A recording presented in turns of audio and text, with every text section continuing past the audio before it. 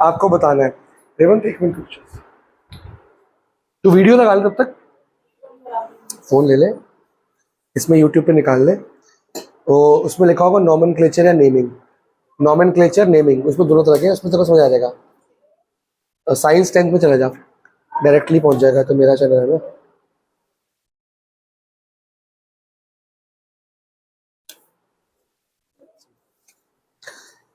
हाँ जी, कुछ क्वेश्चंस पूछूंगा, आपने इसको करके दिखाना है, ठीक है। सबसे पहले एक सांस में, हाँ, एक सांस में मनी मार्केट के पांचों इंस्ट्रूमेंट के नाम।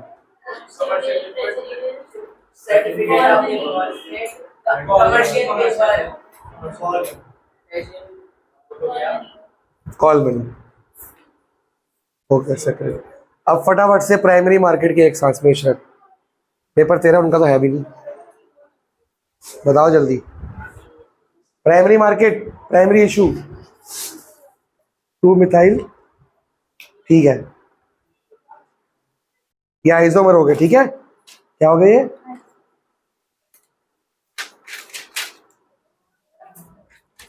इसको बना, इसको नाम दे प्राइमरी इशू के। हाँ, प्राइमरी मार्केट के 5 इंस्ट्रूमेंट, एक मैं बता दूं, offer for sale, prospectus, eIPO, private placement को राइट इशू बोलेंगे, और राइट इशू लगा फिर वो स्वेट इक्विटी में आ जाएगा, ठीक है। Right issue, private placement, eIPO, offer through prospectus, offer for sale. Offer for sale क्या होता है? जल्दी जल्दी जल्दी।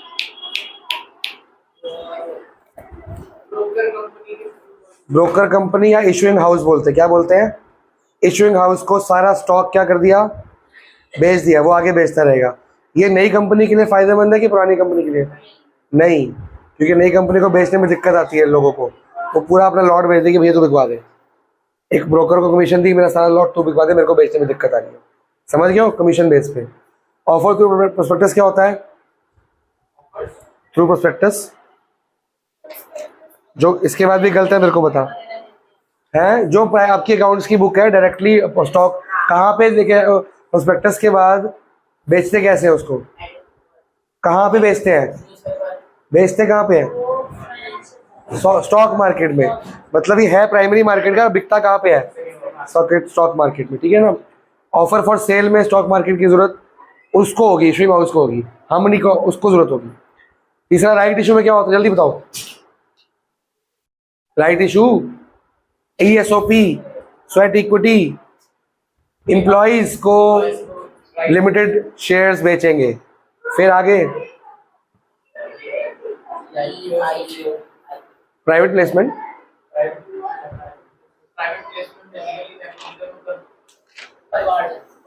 फ्रेंड्स एंड फैमिली प्रेफरेंस बंदे, क्या इनको स्टॉक मार्केट में जाके बेचूंगा, डायरेक्टली बेचूंगा? डायरेक्टली बेचूंगा। ये याद तो नहीं किया अब तक, तो ऐसी ऑर्डर याद होता है। लास्ट ईआईपीओ,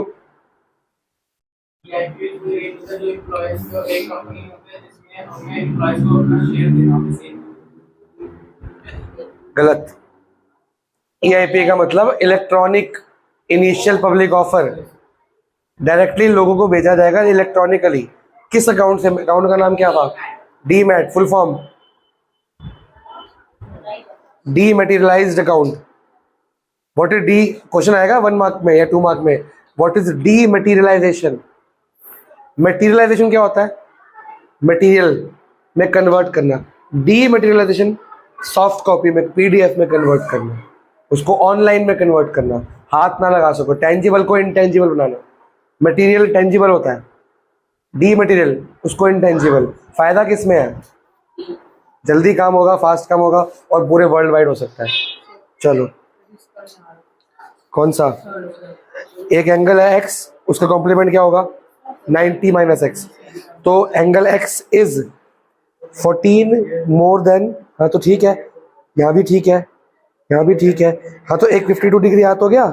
दूसरा निकाल, 90 माइनस एक 52 हो गया, दूसरा एंगल कौन होगा? 90 माइनस 52 होगा, वो कितना आएगा? 38 तो आएगा। ठीक है क्या? ये ना आयुपेक नेम्स।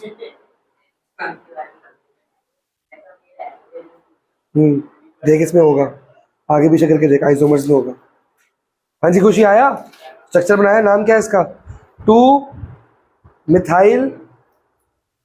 ये स्ट्रक्चर अलग बना ना, इसमें ऊपर भी सी है नीचे भी सी है, ऊपर तो बनाया नहीं तूने सी। ये ब्रांच अलग है, ये ब्रांच दो ब्रांच है ना, तो 2/2 लगेगा, 2 2, इसकी भी 2 इसकी भी 2। ये कितना है? Methyl CH3। ये कितना है?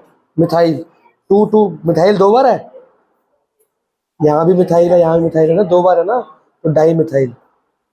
समझ आई? 2 बार है ना, एक ऊपर भी नीचे भी। अगर सिंगल तो मिथाइल, 2 तो डाई मिथाइल, और दोनों की प्लेस 2 2 डाई मिथाइल प्रोपेन। ठीक है, अब ये बना स्ट्रक्चर, ये बना, इसमें एक ब्रांच नीचे एक ब्रांच ऊपर है, बस ये लास्ट है। हाँ जी, अब हम आपके बुक में आगे क्या लिखा हुआ है? सेकेंडरी मार्केट का क्या है?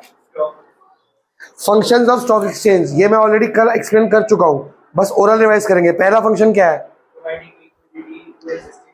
लिक्विडिटी कैसे देता है जसलीन बता।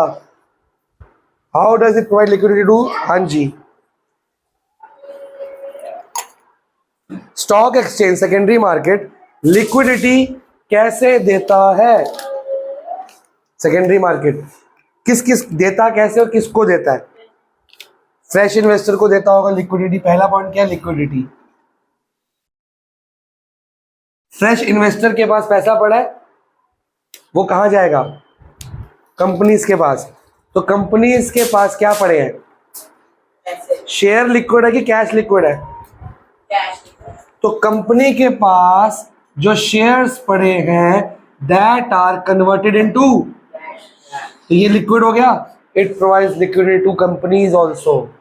लोगों को शेयर्स मिल गए, उनकी इन्वेस्टमेंट सही जगह पे प्रॉफिटेबल जगह पहुंच गई, और कंपनी को क्या मिला? Liquidity. Mobilization from savers to investors. आगे प्राइसिंग ऑफ सिक्योरिटी, ये पहले बचा चुका हूं मैं। आपके फाइनेंशियल मार्केट की फीचर में आया था प्राइस डिस्कवरी, वो भी एक ही बात है, प्राइस डिस्कवरी या प्राइसिंग। बिना पढ़े प्राइसिंग के लिए कैसे हेल्प करता है?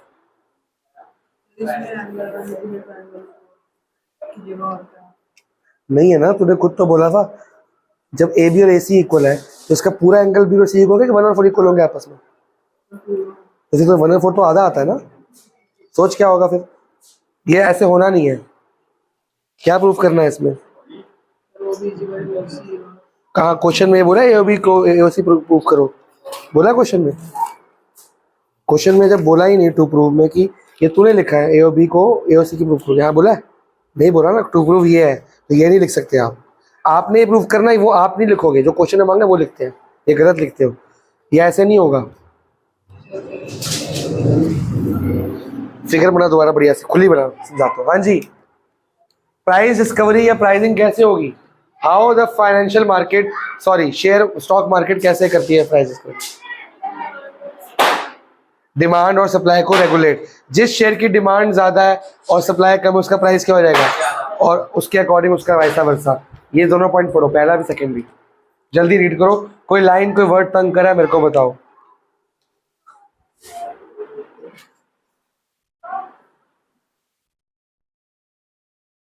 क्या नाम आया बेटे?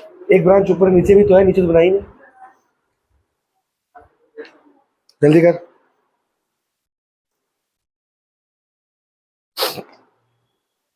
तेरे को गिवन क्या है?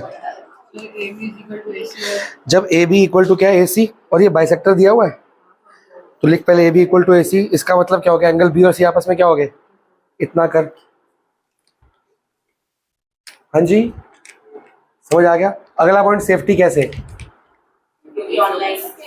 ऑनलाइन सेफ्टी, वाह वाह, फ्रॉड सबसे ऑनलाइन ही होते हैं।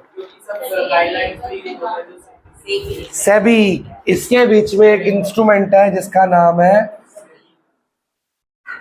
अगर मैं कोई इन्वेस्टमेंट करता हूं, मैं डायरेक्टली कंपनी में जाऊंगा कि ब्रोकर के थ्रू जाऊंगा? ब्रोकर। और कंपनी डायरेक्टली मेरे को नहीं मिल सकती, किसके थ्रू मिलेगी? तो वो ब्रोकर कौन होगा? सेबी रजिस्टर्ड। वो कंपनी शेयर डिवेंचर बेच रही है, वो कौन होगी? सेबी रजिस्टर्ड। तो मेरे ट्रांजेक्शन क्या है? सेफ। कल को कंपनी फ्रॉड करके भागेगी, सेबी देखेगा। SEBI is the police of stock market. अगला क्या? हाँ हाँ बताओ दोबारा से, लास्ट टाइम पूछा था मैंने ये। कैसे? How does stock market enhance economic growth of the country? तो सो क्या ये क्या आंखें कैसी आंसू वाली हो रही है? हैं? पैसा घूमेगा आइडल नहीं होगा। स्ट्रेट फॉरवर्ड जवाब, 6 मार्क्स के आंसर का कबाड़ा कर दिया 2 लाइनों में। पैसा घूमेगा, बात इसने बिल्कुल सही बोली है और बिल्कुल एग्जैक्टली परफेक्ट आंसर दिया है, और 6 मार्क्स का आंसर आ गया तो क्या करेगा? 2 मार्क्स का भी नहीं है, 1 मार्क्स का भी नहीं है ये। बात बंदे ने सही बोली है। मैं अपना पैसा एफडी में बैंक में रख दूंगा, क्या फायदा होगा?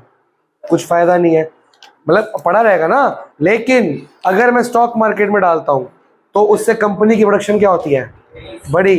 कंपनी की प्रोडक्शन बढ़ेगी, लेबर की सैलरी, रॉ मटेरियल की परचेज, मार्केट में पैसा बढ़ेगा, मार्केट में पैसा घूमेगा तो इकोनॉमिक ग्रोथ। पढ़ो, सेफ्टी मत पढ़ना, वो सही बताया तुमने, ये पढ़ो दोबारा से। नो ना गिवन नहीं, मेरे को ये बताना ए बी की मतलब ए सी, फिर ये गलत, ए 1 और 2 कैसे इक्वल हो गया? अच्छा ठीक है, तो इसका मतलब एंगल सी और एंगल बी क्या हो गया आपस में? पूरा पूरा। तो इसका मतलब हाफ एंगल सी और हाफ एंगल बी क्या होगा? अब हाफ एंगल बी में 1 भी आता 2 भी आता, 2 कौन सा लेगा? 2। तो एंगल 2 किसकी इक्वल आ गया? ऐसे आया 2 इक्वल।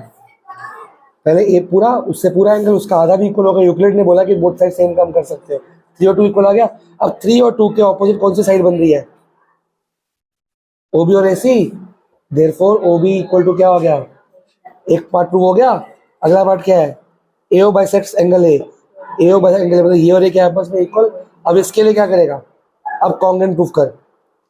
अब कुल ठीक है, पहला पार्ट ऐसे हो जाएगा, सेकंड पार्ट इसको रट ले, बहुत इंपॉर्टेंट क्वेश्चन। हाँ जी पढ़ लिया? कोई लाइन कोई वर्ड तंग कर रहा हो? कल्ट। अगला पॉइंट क्या है? Spreading equity cult. What is equity cult? क्या लिखवाया था पिछली बार? ट्रेंड, उसका ट्रेंड, उसका फैशन, आजकल इन जिसको बोलते हैं हम। तो बार बार करके हम रेफरेंस से उस इक्विटी कल्ट को निभा पाएंगे कि निभा पाएंगे? समझ आई कि नहीं आई? पढ़ो, कोई वर्ड कोई लाइन तंग कर रही है। लोग जब ज्यादा इक्विटी इक्विटी इक्विटी करेंगे, हर जगह इक्विटी इक्विटी होता होगा। हम रिश्तेदारी में बैठेंगे, दिवाली में बैठेंगे, होली में बैठेंगे, 15 अगस्त में बैठेंगे, रिश्तेदारों के फ्रेंड के साथ, कहेंगे तूने इन्वेस्ट किया क्या? कह रहा मैं तो बहुत दिन से कर रहा हूँ। ऐसे बातें करते करते लोग कन्विंस होने शुरू हो जाएंगे। एक फैशन आ जाएगा कि इक्विटी में करना चाहिए, इक्विटी या म्यूचुअल फंड में करना चाहिए। आजकल तो एड्स भी आते हैं, म्यूचुअल फंड सही है पर करना मत और कहीं करके बैठ जाओ। मेरे कई स्टूडेंट्स ने कर रखा है, रिश्तेदारों ने कर रखा है, सब नेगेटिव में चल रहे हैं इस टाइम सब, और छोटे मोटे लाखों के नेगेटिव में है, फंसे पड़े हैं। वो बस वेट करें कब हमारा पैसा बराबर जितना लगाया था ना उतना आ जाए, निकाल लेंगे फटाफट से। उतना आ ही नहीं रहा, हल्का सा आता है नीचे जाता है। तो वो कंपनी कमाती है, हम तो बहुत कम, पर कमाने वाले कमाते भी हैं। लोगों ने पता नहीं घर के घर बैठ बिल्डिंग की बिल्डिंग बना ली अपनी इक्विटी से। वो समझ होनी चाहिए ना। हम तो पढ़ाते हुए मैं तभी समझ नहीं, ना हिम्मत पड़ी कभी इन्वेस्टमेंट की। रूल क्या लगा? ठीक है बेटा, अब देख आगे कौन सा है। समझ आया बेटा? इसको रट्टा मार ले। हाँ जी माता श्री। 2 गलत हो गया। अगर यहाँ से जाओगे तो 2 ये है तो फिर 3 हो जाएगा, क्योंकि या तो यहाँ से जाओगे या तो यहाँ से जाओगे। तुम यहाँ से जा रहे हो तो ये 2 मारा गया, ये 3 बन गया। ठीक है, डाइमिथाइल बाकी ठीक है, हो तो गया, खत्म क्लास। अब आप सही तो किया 2 ये रहा। इस अगर इसकी 2 है तो इसकी क्या होगी? 3 होगी ना, 1 2 3। फिर ये 2 मिथाइल हो गए तो डाइमिथाइल लिख दिया तूने। बाकी तूने खुद तो लिखा है, मैंने लिखा ये तो सही तो लिखा है, बस ये 3 की तो गलती थी, क्यों घबराती है? अब आइसोमर का मतलब क्या होता है? एक फॉर्मूला अलग अलग स्ट्रक्चर। इन तीनों का फॉर्मूला सेम है। तीनों का फॉर्मूला क्या है? C5H10 H12 तीनों में, लेकिन तीनों का स्ट्रक्चर क्या है? अलग अलग है। ये इसको ऐसे बोलते हैं, N मतलब नॉर्मल पेंटेन, या आइसो बन जाता है उसका। ठीक है, जो तुम बना रही है ना, ये स्ट्रक्चर सेम है लेकिन इनके फंक्शन फॉर्मूले क्या है इनके सेम, और स्ट्रक्चर क्या है अलग अलग। यहाँ से यहाँ तक याद कर जो मैंने मार्क कराया। नहीं वो तो आज कराना है। क्या? नहीं गलत है ना ये। किसके? अरे वो प्रूफ गलत है ना बेटा, सीपीसीडी कैसे माना जाएगा। आगे लास्ट पॉइंट क्या है, स्पेक्यूलेशन क्या होती है? क्या करना? ओए इकोनॉमिक्स में पढ़ा हुआ था, फॉरेन एक्सचेंज में पैसे कमाने के लिए शेयर खरीदना या फॉरेन एक्सचेंज खरीदना, सस्ते में खरीद लिए, जब महंगा होगा बेच देंगे पैसे कमाने के लिए। तो हम स्टॉक मार्केट में स्पेक्यूलेट करने के लिए, प्रॉफिट खाली इन्वेस्टमेंट पर्पज के लिए नहीं, प्रॉफिट कमाने के मोटिव से भी किसी कंपनी का शेयर या गोल्ड या कोई चीज का रेट कम है इस टाइम, फटाफट खरीद लिया, जब रेट बढ़ेगा तो क्या कर देंगे, बेच देंगे कमा कमा के। तो स्पेक्यूलेट करने के लिए भी हम स्टॉक मार्केट का यूज कर सकते हैं। पढ़ो, स्पेक्स नहीं है ये, स्पेक्यूलेट का मतलब स्पेक्स से निकलता है फ्यूचर फोर्सी करना, कि हाँ ये कंपनी का फ्यूचर में बढ़ सकता है तो आप खरीद लेता हूँ, जब बढ़ेगा तो बेचूंगा, फ्यूचर में अनुमान लगाना। हाँ, गोल्ड इज गुड इन्वेस्टमेंट। नहीं, गोल्ड भी करते हैं बहुत लोग सेफ खेलते हैं, गोल्ड खरीदते हैं। गोल्ड का कब गिरना कब है, 10 साल में और डबल हो जाएगा, 10 साल में और डबल हो जाएगा, गोल्ड कभी कब और सेम रेट बिक जाता है। गोल्ड तो इज बेस्ट इन्वेस्टमेंट, आज की डेट में gold is the best investment, safe, secure और प्रॉफिटेबल। हम जैसे बंदे हैं, पैसा इकट्ठा होता है गाड़ी खरीद लेते हैं, डेप्रिशिएट हो जाती है, बाइक खरीदते हैं, घर खरीद लेते हैं, घर की वैल्यू गिरती है, बढ़ती बढ़ती नहीं है। हाँ 20 साल में बढ़ती है, आजकल तो भी नहीं बढ़ती, कम ही हो जाती है। जब बेचने जाओ, घर बेचने जाओ, पुराना घर बेचने जाओ ना, सस्ता बिकता है, नया महंगा मिलता है, क्या फायदा होता है। गोल्ड महंगा ही बिकता है हमेशा।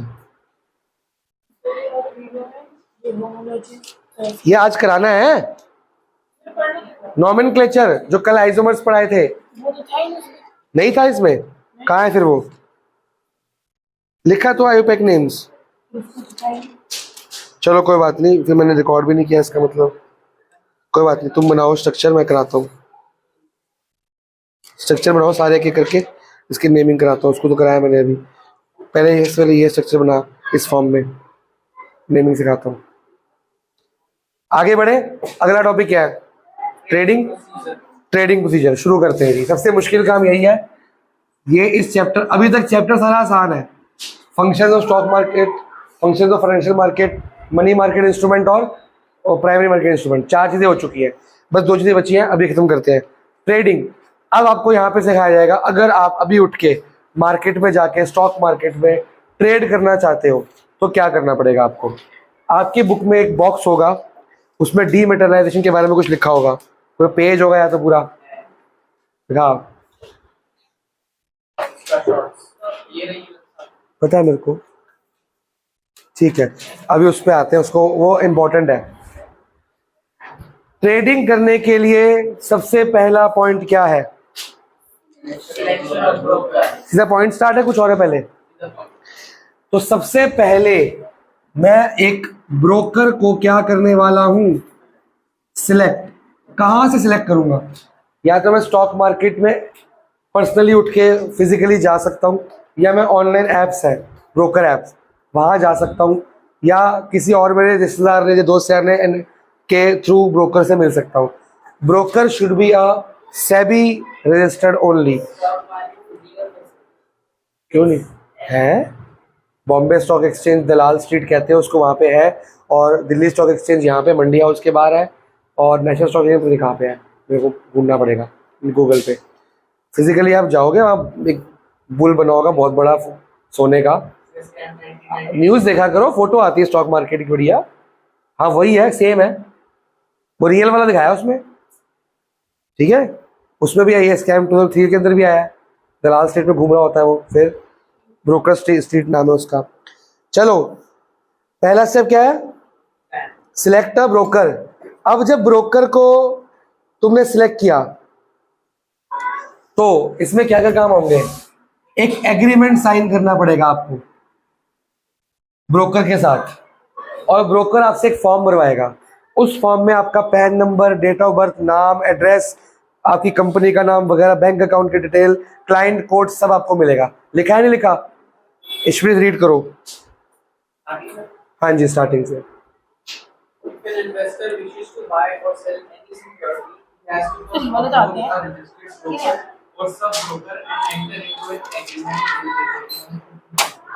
पढ़ रहा हूँ मैं सब सुन।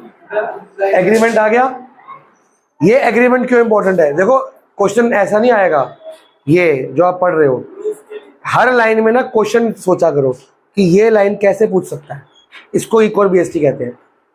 Why this agreement is important, ये पूछ लिया तो है प्रूफ के लिए कि कल को अगर ब्रोकर मुकर के मेरे पैसे लेके भाग गया तो मेरे काम, कल को मैं बोलता हूं मैंने तो साइन ही नहीं किया था, तो उसके बाद दोनों के काम आएगा। आगे The investor has to sign a broker-client agreement and a client registration form before placing an order to buy or sell securities. Client registration form, इसमें क्या क्या आता है? पैन क्या होता है? पापा के पास होगा, मम्मी के पास होगा, पैन कार्ड होता है। होता क्या है वो? इनकम टैक्स पे करने के लिए गवर्नमेंट ने परमानेंट अकाउंट नंबर दिया है, वो पूरे आपकी जिंदगी भर सेम रहता है। वो आपकी गाड़ी खरीदोगे, घर खरीदोगे, हर जगह लगता है। बैंक अकाउंट में गवर्नमेंट को नजर रहती है कि आप क्या कैसा कमा रहे हो। बदल लो, पैन नंबर हर जगह चलेगा। आजकल सब कंप्यूटराइज्ड हो गया है।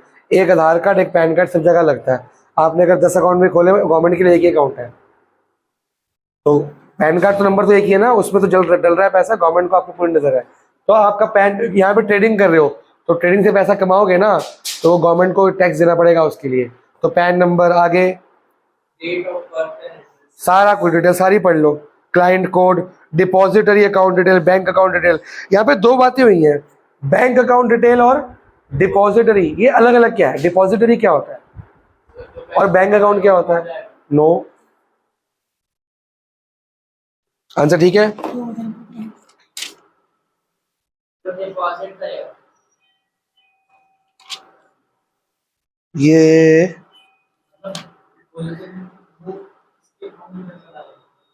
ये स्ट्रक्चर बना, जल्दी बताओ डिपॉजिटरी कौन होता है?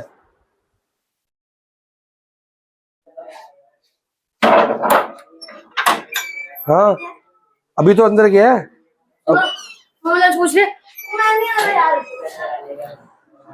नहीं पता डिपॉजिटरी कौन है? नेक्स्ट पेज कराओ, जहां डीमैट लिखा है वहां पे देखो, नीचे डिपॉजिटरी के बारे में बात हो रखी है। पढ़ो जरा, पढ़ के समझाओ। समझा तुम पाओगे नहीं, फिर भी ट्राई तो करो।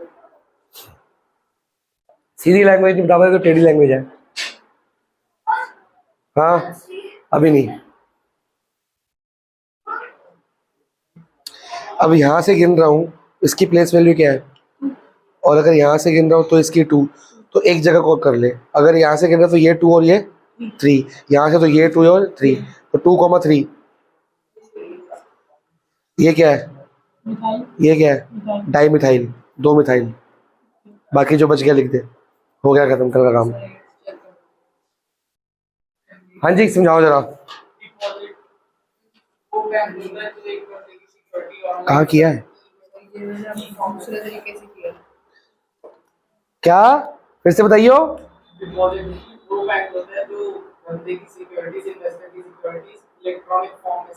कहाँ से आता है ये बैंक डिपॉजिटरी वाला?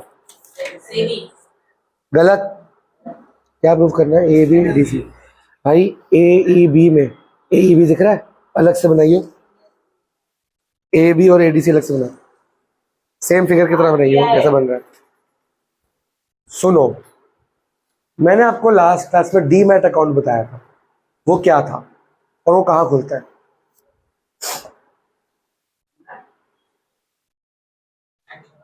तुम्हारे खुद के सेविंग बैंक वाले में, वो आपका डिपॉजिटरी अकाउंट है। सिंपल।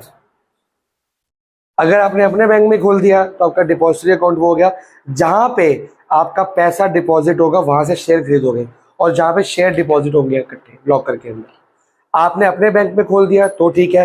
कई बार लोग एक इशूइंग हाउस के पास जाके ब्रोकर के पास खोलते हैं वो अकाउंट, वो भी ठीक है। कई बार अलग से कोई इंस्टीट्यूशन होता है, वहां खोल सकते हो। ये सारी चीजें आरबीआई रजिस्टर्ड होती हैं, तो सेफेस्ट होता है अपने बैंक में खोलना। वो आपका बैंक है, आपकी बात सुनेगा। समझ रहे हो? इस ट्रायंगल में ओ कहाँ आता है? पहले ए इक्वल टू ए कॉमन आ गया, ए ई इक्वल टू गिवन आ गया, फिर एंगल 1 इक्वल टू 2। ये वाला, ये कैसे किया? ऑल्टरनेट तो होंगे नहीं, पैरेलल लाइंस तो है ही नहीं। पैरेलल लाइंस के बगैर ऑल्टरनेट हो ही नहीं सकता, इसलिए गलत है। सोचो, कुछ और सोचो। ये तो वैसे ही डायरेक्टली हो रहा है, ये कॉमन है।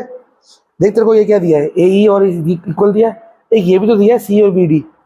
अगर इन दोनों को मैं ऊपर नीचे लिखूं, ये ऊपर और ये नीचे, और ए ई और सी को ऐड कर दूं, क्या आ जाएगा?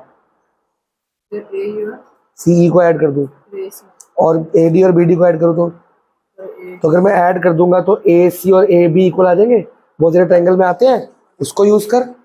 तूने गिवन सारा यूज ही नहीं किया, और बिना उसके ऑल्टरनेट कैसे आ जाएगा पैरेलल के? ठीक है, पता लग गया डिपॉजिटरी बैंक कौन सा है। अब यहाँ पे आपको अपने बैंक की डिटेल प्लस डिपॉजिटरी बैंक की डिटेल सारा कुछ देना पड़ेगा। ब्रोकर आपकी सारी इन्फॉर्मेशन लेगा और आपको देनी पड़ेगी, वो सेफ होती है क्योंकि सेबी का ब्रोकर है। सेकंड पॉइंट क्या है? नहीं, ब्रोकर आगे क्या करता है? Broker then opens the trading account in the name of the, ये अपने कंपनी में आपका एक लेजर खाता खोल देगा कि मेरे पास अब ये इशप्रीत नाम का बंदा आ गया है, रजिस्टर हो गया है, अब जो भी ट्रेडिंग होगी वो उस लेजर में होगी, कंप्यूटराइज लेजर में होगी, ट्रेडिंग अकाउंट खोल देगा। सेकंड पॉइंट क्या है? Opening demat account. अगर डीमैट अकाउंट पहले है तो ठीक है, नहीं तो आपका डिपॉजिटरी कौन था? आपका बैंक। आपने बैंक की तो ट्रांजेक्शन करोगे ना, वो डिपॉजिटरी बैंक था, अब आपका डीमैट अकाउंट खुलवाएगा ब्रोकर। पूरा का पूरा पॉइंट पढ़ो, और डीमैट के बारे में नेक्स्ट पेज पे आपको बहुत कुछ लिखा हुआ है। डीमैट समझ के, डीमेटरलाइज करना, इसकी इंपॉर्टेंस क्या है? ऑनलाइन होगा, सेफ होगा, फास्ट होगा, कहीं भी हो सकता है, तो डीमैट के बहुत फायदे होते हैं। आजकल funds, debenture, zero coupon bond, treasury bill, shares, equity share, reference share, आप कोई भी चीज विदाउट डीमैट अकाउंट ना खरीद सकते हो ना बेच सकते हो।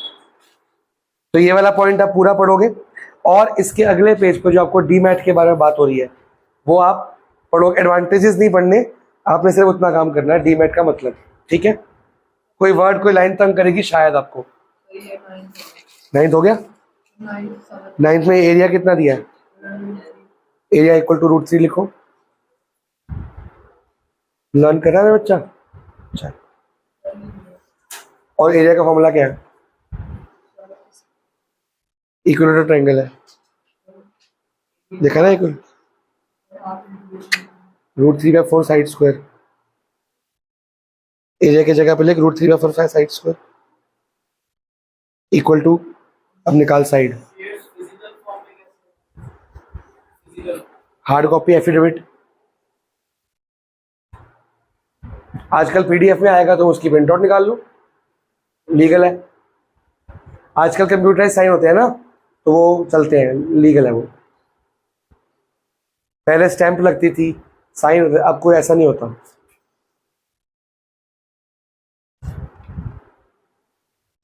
आज का दिन पूरा पढ़ना है, रात को ही पढ़ना है, कल ही पढ़ना है, टेंशन नहीं लेनी किसी की, अपनी पढ़ाई पे ध्यान रखना। पास है फेल है वो बात की बात है, पेपर देके आना, ठीक है?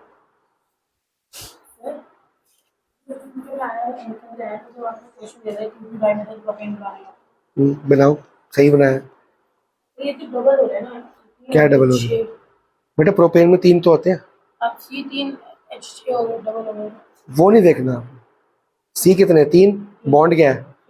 ए, वो उसमें देखते हैं। तो चेंज करना। आंसर सही आ गया? हाँ, ये देखो नहीं आया था ना, आइसोसिस राइट, राइट भी तो लिखा है इसमें, आइसोसिस भी और राइट भी है, राइट ट्रायंगल बना एक। हाँ जी, क्या लाइन है जो पूछ रहे हो? पढ़ लिया? इशरत पढ़ो पढ़ो पढ़ो, टेक योर टाइम।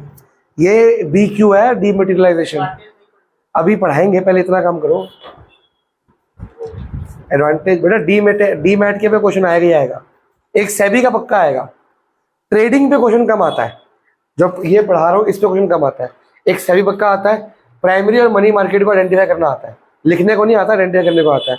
लिखने को सेबी आता है बराबर की। सेबी का एक क्वेश्चन पक्का है, 100% श्योर। सेबी तो वर्ड टू वर्ड रट के जाओ और उल्टा बढ़ा के लिखो।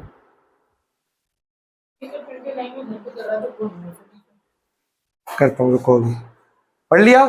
थर्ड पॉइंट क्या है? एडवांटेजेस इंपॉर्टेंट है, घर पे पढ़ने हैं, बता चुका हूँ, क्विक कर, सेफर, फास्टर ना। अब जब मेरा अकाउंट खुल गया है इस ब्रोकर के साथ, अब मैं इसको ऑर्डर प्लेस करूंगा।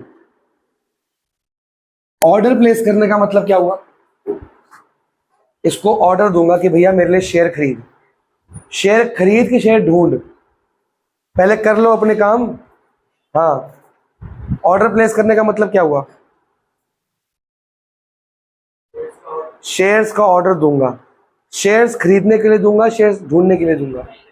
तो ढूंढेगा कौन? क्योंकि ब्रोकर में बहुत सारी कंपनीज होंगी।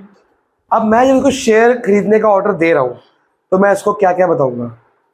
मेरे पास कितने पैसे हैं, मैं कितने इन्वेस्ट करना चाहता हूं, मैं किस तरह की कंपनी ढूंढ रहा हूं, मैं कितने टाइम के लिए चाहता हूं, मैं डिविडेंड कितना चाहता हूं, और मैं कितने शेयर्स कितने रुपए वाले चाहता हूं, लॉन्ग टर्म शॉर्ट टर्म, मेरी क्या क्या रिक्वायरमेंट है। मैं अपनी सारी की सारी बातें खुल के बताऊंगा ताकि कोई कंफ्यूजन ना रह जाए, और ये ऑर्डर रिटर्न में दिया जाएगा ताकि कल को वो या मैं अपनी बात से मुकर ना सके। तो आपने तो ये कहा था, मैं बोलूँगा मैंने तो ये कहा था, तो रिटर्न में होगा कि नहीं होगा? पढ़ो जी, मानी पढ़ी हो जरा। The investor then then places an order with the broker to buy or sell. अभी बाय और सेल शेयर, सेल कैसे होगा और बाय कैसे होगा? जो buy कर रहे हैं अगर मैं खरीद रहा हूं तो मैं खरीदने का, अगर मेरे को बेचना भी तो हो सकता है। अगर मैं कंपनी हूं, कंपनी भी तो ब्रोकर रह जाएगी, तो कंपनी अपने शेयर बिकवाने के लिए भी तो कर सकती है ब्रोकर को कि मेरे को कैसे बंदे चाहिए।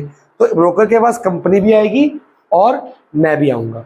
बाय और सेल इसलिए लिखा है आगे। clear instructions have to be given clear clear very clear instruction, about the numbers price share वगैरह वगैरह। price at which the share should be bought or sold. इसके बदले मेरे को ये क्या देगा? Order confirmation slip. ये स्लिप बहुत इंपॉर्टेंट है, मेरे को संभाल के रखनी पड़ेगी। इसमें डेट और मैंने कितने शेयर खरीदने का ऑर्डर दिया, क्या क्या कितने पैसे इन्वेस्ट का सब लिखा होगा, क्योंकि ये कंफर्मेशन देगा कि ब्रोकर को मैंने ऑर्डर दिया है। कल को मैं अब मुकर नहीं सकता, क्या मैंने अभी पैसे दिए हैं ब्रोकर को, सिर्फ ऑर्डर दिया है और उसने मेरे को स्लिप दी कि पैसा आपके ऑर्डर आ गया है। जब उसको मेरा मिलता हुआ मैचिंग शेयर मिल जाएगा तो वो शेयर खरीदेगा और मेरे को क्या भेजेगा? एक और स्लिप भेजेगा। अगला पॉइंट क्या है? The broker will then go on, क्या हेडिंग क्या है? Match the order. दोनों वेट करो अभी है। Match अब ऑर्डर उसको मिल गया, उसने खरीदा नहीं है, अभी वो शेयर मार्केट में जाएगा, उसके पास पूरा पोर्टल होगा शेयर मार्केट का। मेरे को ज्यादा नॉलेज होगी ब्रोकर की, ब्रोकर को ज्यादा होगी, broker. तो उसको इसलिए अपॉइंट किया गया, कमीशन दूंगा। वो शेयर मार्केट के सारे जगह मेरे ऑर्डर से मिलता सामान क्या करेगा? मेरी रिक्वायरमेंट्स को मैचिंग करेगा। The broker will then go online and connect the main stock market या exchange and match the share with best price available। ये लिखा है। अगला पॉइंट क्या है? Execute the order. अब ऑर्डर को एग्जीक्यूट किया जाएगा, मतलब शेयर्स खरीदे और बेचे जाएंगे। जब उसको वो मिल जाएगा सामान जो मेरे को चाहिए था, तो whether shares can be bought or sold at the price mentioned, it will communicate it to the broker terminal। उसके पोर्टल पे, उसकी वेबसाइट पे क्लिक कर जाएगा कि आपकी मतलब की चीज डील मिल रही है, खरीदनी है तो खरीद लो। The order will be executed electronically. The broker will issue a trade confirmation slip. Trade confirmation slip, यहां पे कौन सी स्लिप थी? Order confirmation. तो ये डिफरेंस आता है। What is the difference between, देखो ये क्वेश्चन है नहीं, ये आते हैं। ये कैसे कर पाओगे? जब ये पूरा ढंग से पढ़ा होगा। ठीक है शरद, एक एक वर्ड एक एक लाइन सबकी इंपॉर्टेंट है। ऑर्डर कंफर्मेशन हमने क्या दिया? Order to buy the share और सेल द शेयर। यहाँ पे क्या है, इसमें क्या फर्क हो तो मैं क्या बताओगे? वहाँ पर पहले ऑर्डर कंफर्म सिर्फ ऑर्डर है, यहाँ पे शेयर खरीदा और बेचा गया है, ट्रेड हुआ है, यहाँ पे ट्रेड हुआ है। ठीक है जी। अभी बताओ, इस जगह में कहीं पे मैंने ब्रोकर को पैसे दिए, मतलब कि ब्रोकर ने ट्रेड कर लिया है, मेरे बिहाफ पे शेयर्स खरीद लिए गए हैं, तो कंपनी को पैसे किसने दिए होंगे? नहीं, अभी दिए ही नहीं गए, अभी शेयर के बारे में बात हुई है, अब पैसे देने हैं। पहले मैं दूंगा ब्रोकर को, फिर ब्रोकर आगे देगा। कई बार ब्रोकर भी अगर बहुत शॉर्ट टर्म डील मिलती है तो ब्रोकर पे कर देगा, मेरे से बाद में ले लेगा। अगला पॉइंट क्या है? इशू ऑफ कॉन्ट्रैक्ट नोट, बहुत इंपॉर्टेंट। सबसे इसको बी क्यू मार्क करो। आपको ना एक लिस्ट ऑफ डॉक्यूमेंट्स आएगी। पहला डॉक्यूमेंट क्या है आपका? नंबर 1 क्या था ये? Client registration form. इससे सर नंबर एग्रीमेंट है, फिर ये तीसरा क्या डॉक्यूमेंट है, चौथा डॉक्यूमेंट, पांचवा डॉक्यूमेंट, इतने डॉक्यूमेंट्स इन्वॉल्व होते हैं। अब कॉन्ट्रैक्ट नोट में क्या है, जब ट्रेड हो गया ब्रोकर एक कॉन्ट्रैक्ट नोट कितनी देर में देगा? ये इसको देना पड़ेगा। इसने अगर अभी डील क्लिक कर दी है, मेरे को 24 घंटे के अंदर इंटीमेट करना पड़ेगा, इसको बताना पड़ेगा कि भैया मैंने ये वाले शेयर इतने दाम के इस कंपनी के इस भाव पे लिए हैं, मेरे को बताना पड़ेगा इसको। The note contain detail of the number of shares bought या sold, price, date, time, deal. तो आगे कर लेना बेटे, जब तक बैठा क्यों रहता है। ब्रोकरेज चार्जेस, साथ में इसमें ब्रोकरेज चार्ज की मेरे से कितनी कमीशन लेगा सब लिखा रहेगा, ये प्रॉपर ढंग से लिख के मेरे को भेजेगा। This is an important document. सबसे इंपॉर्टेंट डॉक्यूमेंट कौन सा है यहाँ पे?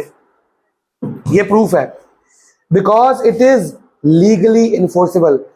मैं ये मुकर सकता हूं, ये मुकर सकता हूं, ये मुकर सकता हूं, यहां पैसे जा चुके हैं या जाने वाले हैं। सबसे इंपॉर्टेंट डॉक्यूमेंट ये है। Help settle down dispute claim between the investor and broker. A unique order code number is assigned to each transaction by stock exchange and is printed on the contract note. एक unique transaction code UTC, ये कौन issue करता है? लिखा हुआ है, अभी तो पढ़ा मैंने। A unique transaction code या ऑर्डर कोड, UOC कर दो या ऑर्डर कोड, कौन इशू करता है? ये स्टॉक एक्सचेंज करेगा। मतलब तुमने वहां पे डीलिंग करी, वहां से नंबर आएगा, वो नंबर जो मिलेगा सीरियल नंबर, वो इसके ऊपर लिखा जाएगा कॉन्ट्रैक्ट नोट के ऊपर, अलॉन्ग विद प्राइस, शेयर, ये वो सब कुछ। ठीक है, ये मिलने के बाद आपको इससे प्रिंट करके आपको 24 आवर्स के अंदर वो बता देगा। अब अगला पॉइंट क्या है? डिलीवरी ऑफ शेयर और डिवेंचर जो भी होगा। अब डिलीवर करने का टाइम आ गया, मेरे को शेयर मिलेंगे। अब the investor has to deliver the share sold और pay cash for the share. अब मेरे को शेयर मिलेंगे और मैं बदले में क्या दूंगा? Cash. This should be done immediately after receiving the. देखो, ट्रेड होने के 24 घंटे बाद मेरे को क्या मिलेगा? कॉन्ट्रैक्ट नोट होने के इमीडिएटली बाद मेरे को क्या करनी है?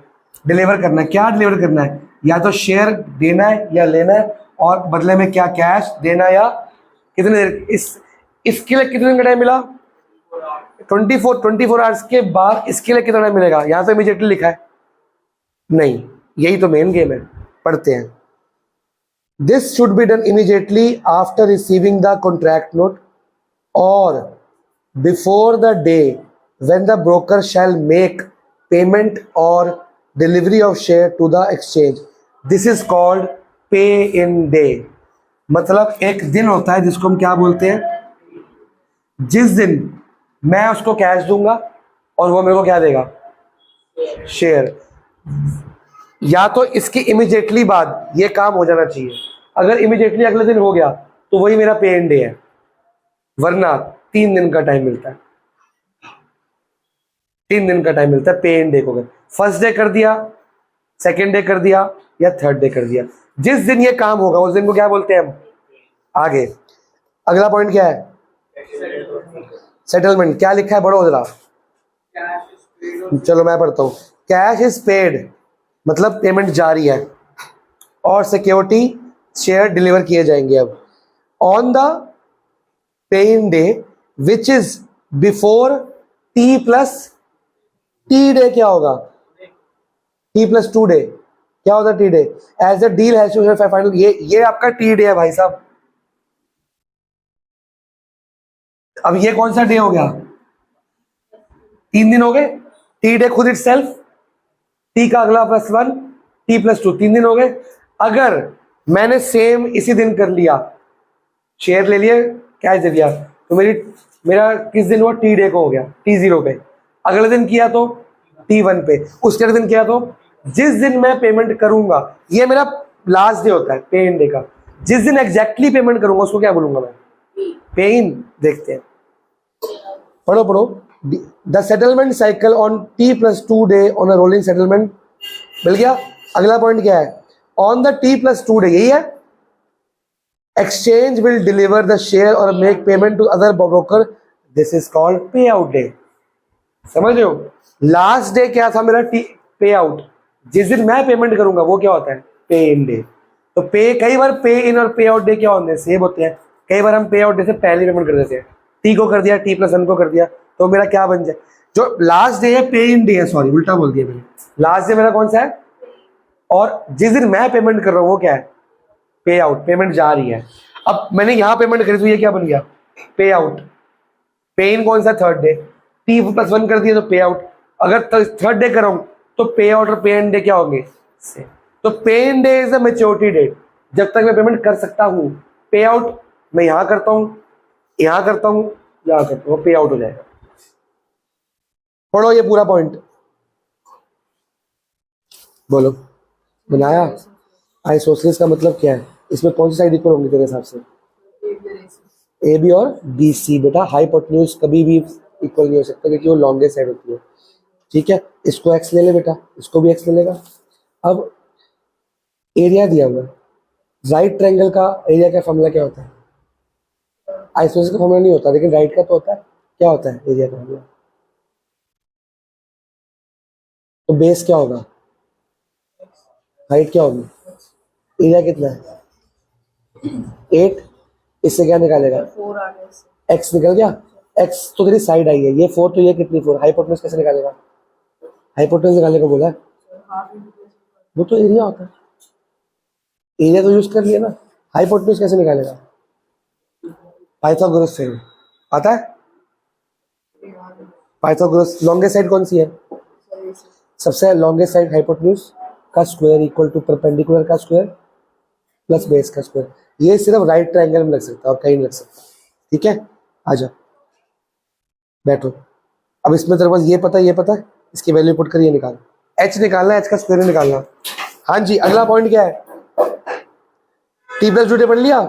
एक बात लिखी है, broker then has to make payment to investor within 24 hours of the pay out day since he has already received payment from the. ये क्या मतलब हुई? ये क्या बात हुई? The broker has to make payment to the, मतलब broker ने पे आउट डे पे मेरे से क्या ले लिया है? पैसे ले लिए. पर वो पैसे ब्रोकर के पास है कि इन्वेस्टर मतलब शेयर होल्डर जो कंपनी है वहां तक पहुंचे पैसे? ब्रोकर ने अगर टी प्लस टू डे पे लिए है, टी प्लस वन पे लिए है, टी डे पे लिए है, उसको उसके पे आउट डे के 24 आवर्स के अंदर उस कंपनी में क्या देने पड़ते हैं? पैसे. समझ गए हो? मेरे से पैसे लेने के लिए कितने दिन मिले उसको? 3. आगे पहुंचाने के लिए इसको कितने मिलेंगे? 1 दिन और मिलेगा. अगर नहीं पहुंचाता तो डील कैंसिल हो जाती है. ठीक है, आगे अगला पॉइंट क्या है? The broker will make delivery of shares in demat from directly to the investor. मेरे अकाउंट में पैसा आ जाएगा या शेयर आ जाएंगे, और मेरे अकाउंट से पैसा जा ही चुका है पहले के पहले. तो पहले पैसे गए, फिर क्या आ रहा है? अभी तक शेयर्स कहाँ थे पता है? ब्रोकर के पास. मेरे पास तो आए नहीं थे, अब मेरे पास आए. अकाउंट्स में बैंक टू एप्लीकेशन पहले होती है कि एप्लीकेशन टू शेयर पहले होता है? पहले आपसे पैसे कंपनी में जाते हैं, कंपनी को पहले पैसा मिलेगा तो आपको शेयर मिलेंगे. समझ गए हो? पढ़ लिया? ट्रेडिंग खत्म? कुछ बचा है? नीचे extra short से वो पढ़ते हैं. दिखाओ क्या है. Working of the demat system. इसमें एक तो आपको एडवांटेज और डीमैट पढ़ना है जो लेफ्ट साइड था, और वर्किंग ऑफ डीमैट सिस्टम को नहीं पढ़ना आपने. लेकिन जो एडवांटेज ऑफ ई ट्रेडिंग है ना, ये आपने लर्न करना है. ये कभी कभी पूछ लेते हैं, खुद बना के भी लिख सकते हो. ठीक है इसका आंसर आखिरी का गलत आएगा होगा. भाई, ये सारा टेस्ट यहीं पे बैठ के दोबारा ठीक कर रहा है. तू पहले मेरे को साइंस के टेस्ट दे, बीच में एक दिन तेरे को ठीक कराता हूँ क्यों, और फेयर में करके दिखाइए मेरे को जैसे ये कर रहा है. सीखने का मन है, तेरी शक्ल में दिख रहा है मेरे को, तो सीखना पड़ेगा तेरे को. अभी दे दूं या 7:30? अब तो टाइम ही नहीं है. यो सर, ये क्या था? ये हाई कर स्कूल में मैम को गुड मॉर्निंग बोलते हो? स्कूल में गुड मॉर्निंग बोलते हो? ये बोलते हो?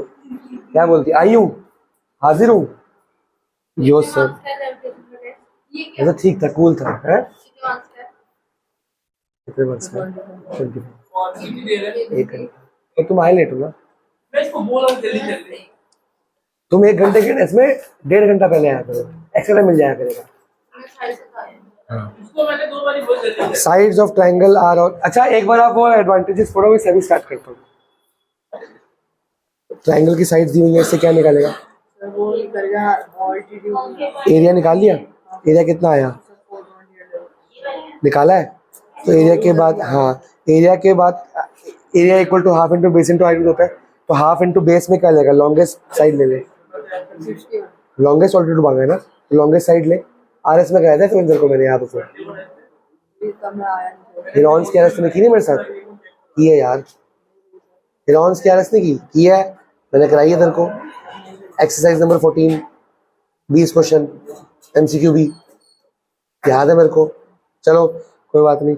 Longest side area equal to half into base into height भी फॉर्मूला होता है। एक फॉर्मूला होता है रॉन्स, उससे एरिया निकल गया, area equal to half into base into height रखेगा, बेस में ये रख, हाइट निकाल, इक्वल टू एरिया रख। 1 मिनट रुको।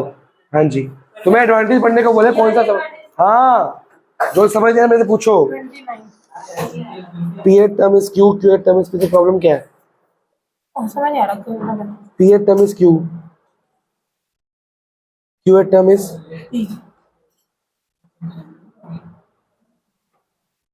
क्या है? Q क्या है? P। इसको एलिमिनेट कर, A और D निकाल। A और D जो निकलेगा P की फॉर्म में निकलेगा। पहले D निकलेगा -1, A निकलेगा P + Q -1। इतनी बार बता चुका हूँ, रट चुका क्वेश्चन। तो ये मैं एलिमिनेट करना आता है? करके दे। अपने भी नोट बना कोई देखो ये ये कहाँ किस चीज के नोट्स है मतलब? जो वो एडम आपके वालों को भी तो बेटा अपने बना चाहे ना बना, मेरे को आंसर बड़े बड़े लिख के दिखाइए इस बार। पीछे देखो ना और उधर से 2 क्वेश्चन ठीक है, पर ये इतने इंपॉर्टेंट नहीं है। आगे और जो अरे वो तू बना ले, वो तेरे काम के नहीं है। जो मैंने लिखवाया वही काम का है, लिखना वही है। ये केमिस्ट्री है, बायो में लैंग्वेज चेंज कर सकता है, केमिस्ट्री में क्या ही चेंज करेगा? केमिस्ट्री तो केमिस्ट्री है, उसको हाँ फुल मार्क्स और गाइड आपकी लैंग्वेज यूज करो और मेरी लैंग्वेज यूज करो, ठीक है? हाँ जी, पढ़ लिया? कोई पॉइंट कोई तंग कर रहा हो तो बताओ, मेरे पास पॉइंट नहीं, तुम बताओ। increase the efficiency of operation. Increase the Efficiency of operation. हाँ है मेरे पास। एफिशिएंसी क्या होती है? कम टाइम में ज्यादा काम, कम टाइम में काम करना और कम टाइम और कम हाँ कम टाइम और कम कॉस्ट में ज्यादा काम। इलेक्ट्रॉनिक कम टाइम में कम कॉस्ट में ज्यादा काम होगा कि फिजिकली? मार्केट जाके सामान खरीदना और अमेज़न से मंगा लिया, कम टाइम में कम कॉस्ट में ज्यादा काम। और पूछोगे ना तभी तो सीखोगे। दिमाग खोलो, उसका खुला हुआ है, तेरा बंद है। जब मैं क्लास में कुछ पूछता हूँ ना, तो जो बताती है वो कंटेक्स्ट ही अलग होता है। मैं पूछ रहा हूँ कि हैरी पॉटर ने क्या बोला, तो बोलती है रावण यहाँ पे यही ये करने आया था। ये बात हो रही है आजकल, कंटेक्स्ट ही अलग हो रहा है। दिमाग खोलो, समझ आ रही है? तू ठीक है बेटा? मैं कल से बहुत परेशान हूँ, बात करूंगा तेरे से।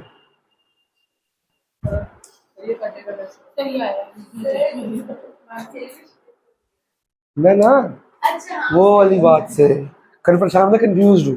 हाँ इसमें माइनस कॉमन ले और Q - P बना ले। ये माइनस कॉमन ले क्या बनेगा ब्रैकेट में, तो ब्रैकेट से ब्रैकेट कट जाएगा तो -1 आ जाएगा। फिर D को ऊपर पुट कर ये निकाल। हमने की बात करी हमने। बेल वाली नहीं, नहीं मंजूर की बात नहीं उसको निकाल दिया मैंने आज। हाँ हाँ उसको कल ही निकालना था, आज निकाल दिया। मैंने पढ़ा भी नहीं था उसको पहले दिन से ही। मैं तो देख रहा था कि उसको कितना आता है। अगर उसको ऐसे गुरजोत को मैंने देखा इसको कुछ तो आता था, फिर एक वो नया बच्चा कौन सी प्रमनूर आई है, उसको भी कुछ आता, रात को इशप्रीत भी आया है, इनको कुछ आता है, इनको टचअप करना है। इसको ज्योमेट्री नहीं आती, अलजेब्रा तो आती कम से कम, सीख तो रहा है। उसको कुछ नहीं आता भाई, बोर्ड मार्क्स भी नहीं आता उसको, और वो बैच का माहौल खराब करा बातें ऐसे करके। मेरे को पढ़ाना है, मेरे को 1 घंटे में बातें नहीं करनी। दूसरी बात उसको आता भी कुछ नहीं, उसको रोज बोल रहा हूँ रात को 8:30 बजे, एक दिन बीमार हो गया हूँ, एक दिन स्कूल का काम है, जो वो पढ़ना नहीं चाहता। अब मैंने वर्क एंड स्टार्ट कराया, वो तो सबको कराया ना। कल उसे F × A नहीं हो रहा था, मैं क्या करूँ? कल हम जा रहे थे ना, तो हमारे मतलब जो पहले दिन उसकी अम्मी को मैंने फ़ोन पे मना किया और मैंने 2 ट्यूशन के नंबर भेज दिए। उसका मैसेज आया कि वो मनजोत कह रहे कि आपसे ही पढ़ना है। मैं कहा मेरे से नहीं पढ़ना, उसको दोस्तों के साथ बैठना है अपने। दोस्ती यारी नहीं मानी है उसको। मेरे से तो कभी प्यार मोहब्बत हुआ ही नहीं उसका, कोई अटैचमेंट ही नहीं हुआ कि मेरे से ही पढ़ना है। 2 क्लास में, और कल वो मतलब क्लास में आके सो रहा होता है, वो क्या पढ़ाऊँ मैं? ऐसे बच्चे मेरे को नहीं चाहिए। मेरे को एक बच्चा चाहिए सीखना चाहता है, चाहे वो वीक क्यों ना हो। वो वीक है, मेरे को पता है, नालायक है मेरे को, पर वो सीखना नहीं चाहता। मैं क्यों पढ़ाऊँगा उसको? ठीक है, सीखना चाहता है। ये सब बच्चे कौन बैठे हैं, सीखने जाते हैं 12th के बच्चों को छोड़ के। हाँ तुम बताओ, पढ़ लिया? Yes sir. अब हम लास्ट टॉपिक शुरू करेंगे। बेटा पूछूंगा अगली क्लास में या अभी पूछूंगा? बहुत टाइम है।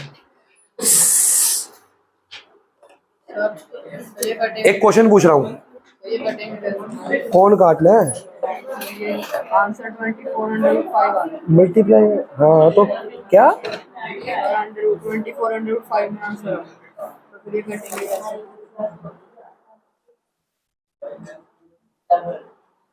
तो ये तो होगी ना कटिंग 60। एक मिनट रुक, देखो शॉर्टेस्ट साइड 35 होगा। हाँ अगर लॉन्गेस्ट ऑल्टीट्यूड है ना तो शॉर्टेस्ट साइड पे होता है, मेरे से गलती होगी।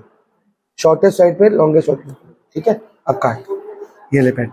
हाँ जी, एक लड़की है, उसकी ग्रैंड मदर बीमार है।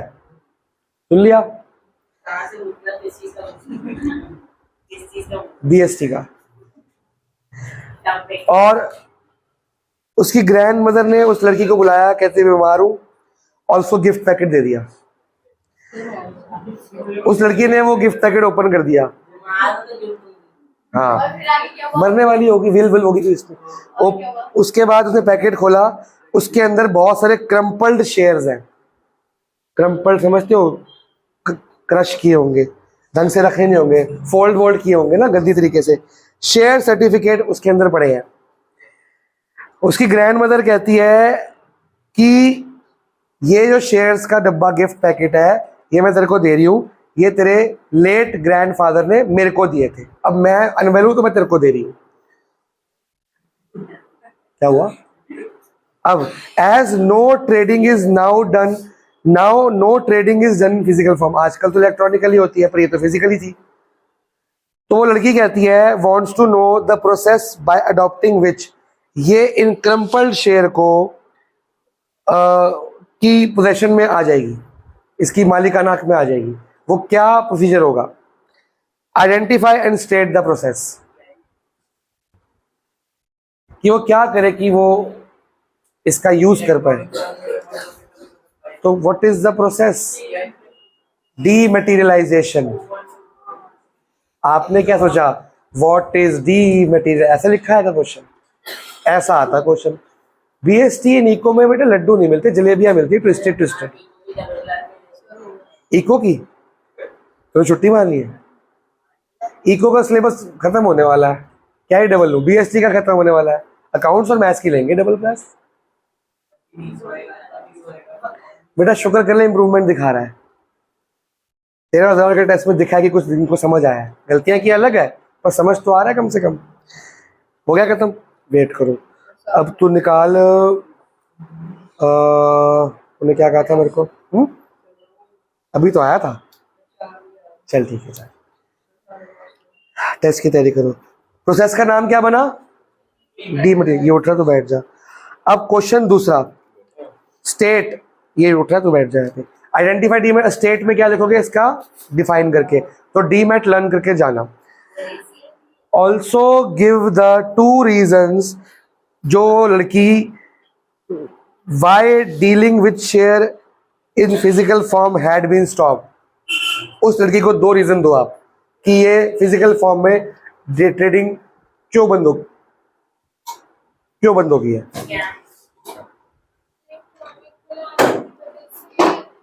क्यों? हाँ, easy, increasing efficiency, avoid forgery, fake.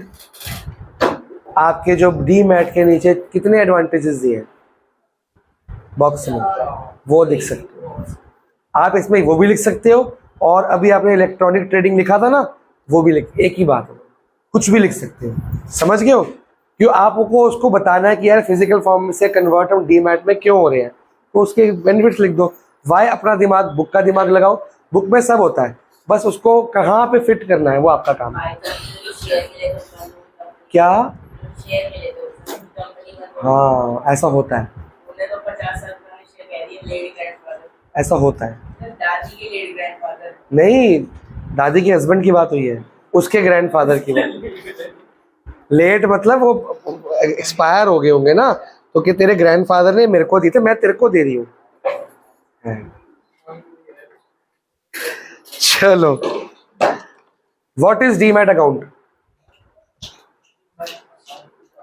तुम क्या कह रहे हो? सही सीएफ है ये एफ है। ये F, जब मोर देन लेस देन होगा तभी CF होता है बस। आपका टेस्ट बढ़िया दिए दोनों, बढ़िया, बड़े बड़े आंसर, बिकॉज से स्टार्ट नहीं करने, अच्छे से दे, ट्राई तो कर। और 1 घंटे का टेस्ट है, 1.5 घंटे का टाइम लेके आ। तेरे को टाइम की शॉर्टेज पड़ रही है ना, तेरे को टाइम की दिक्कत, तेरे को डर लग रहा है, तू 1.5 घंटे का टाइम दे, देखते हैं क्या होता है, इंप्रूवमेंट दिखाता है कि नहीं। हमने तेरा एग्जाम का डर निकालना है, देखते हैं कैसे निकलता है, कुछ नया नया ट्राई करेंगे। ये 2 एग्जाम के बाद तेरे को मैं अपनी क्लास में बैठा के कुछ क्वेश्चंस के टेस्ट की फॉर्म में दूंगा, ये करके दिखा, ये करके दिखा, ये करके दिखा, देख तू कर पाता है कि नहीं कर पाता। अगर यहाँ कर पाएगा तो एग्जाम में भी कर पाएगा। डर निकाल दे बेटा, जब तेरे को आता तो क्यों डरना है, सोचो। चलो, what is demat account? Account which stores shares of the है account which stores the shares of the और store the share of investor, book में ये लिखा है। It is an account which an Indian citizen must open with the depository participant, DP। Deposit participant bank हो सकता है या broker हो सकता है, to trade in listed security in the electronic form. आप ढूंढो, कहीं तो होगा डीमैट अकाउंट। अभी तो इंडियन सिटीजन नहीं है तो मैं फोटो खींच के भेज देता हूँ, नहीं तो लिख लो what is a demat account. पीछे आपके जो 1 मार्कर्स में होगा, देखो कहीं पे हो। चलो कोई नहीं, लिखो फिर, लिखो फटाफट। डीमैट अकाउंट की definition, it is an account, बस ठीक है। अब उसमें आपने क्या निकालना है?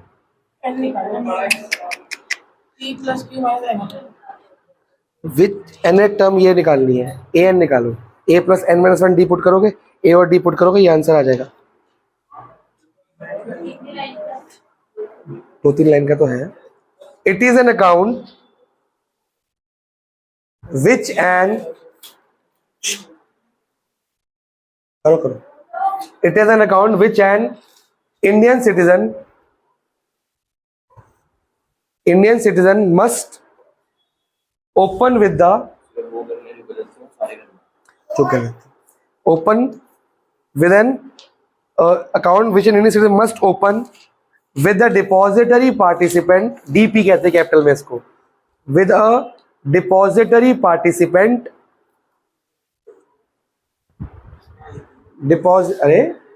With a depository participant, bracket में लिख लिया पार्टिसिपेंट तक, ब्रैकेट बैंक, डिपॉजिट पार्टिसिपेंट कौन हो सकता है, खुद का bank, comma stock brokers, broker के कंपनी के अंदर भी हम खोल सकते हैं account, bracket close, to trade in the listed securities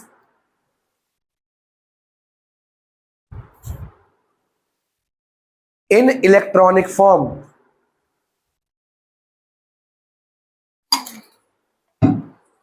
to trade in the listed securities in electronic form।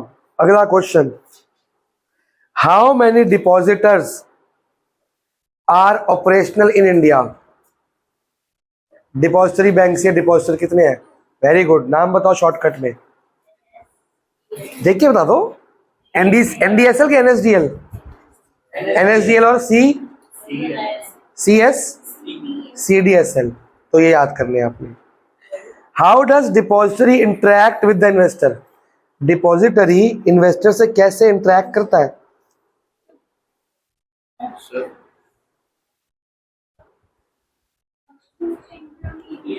Inter stock brokers और डिपॉजिटरी इंटरेक्ट करता है डीपीज के थ्रू, डिपॉजिटरी पार्टिसिपेंट्स के थ्रू।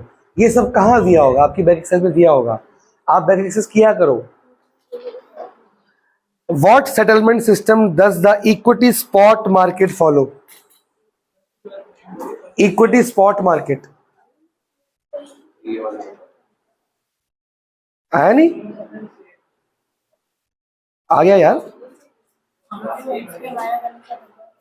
ये n कहां से आया? a plus n minus 1d होता है, 2n तो होते ही नहीं है। निकाल 2 की 3,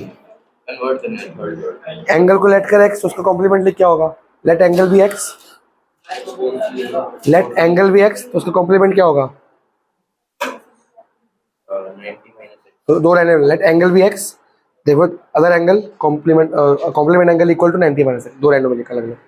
हाँ जी, इक्विटी स्पॉट में मार्केट में सेटलमेंट कैसे होती है? सिस्टम कौन सा है? पहले तो इक्विटी स्पॉट मार्केट क्या होती है? What is equity spot market? नए नए वर्ड आ गए।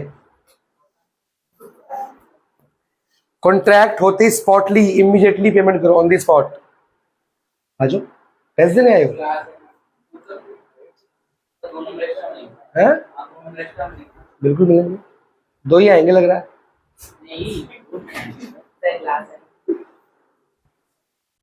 ये जानता है उसको? हाँ। इसकी क्लास में है? नहीं। इसकी अबे कॉमर्स की साइंस कितने सेक्शन तुम्हारे स्कूल में? लो भाई ग्लास बस। कौन सा बेटा? 1 घंटा।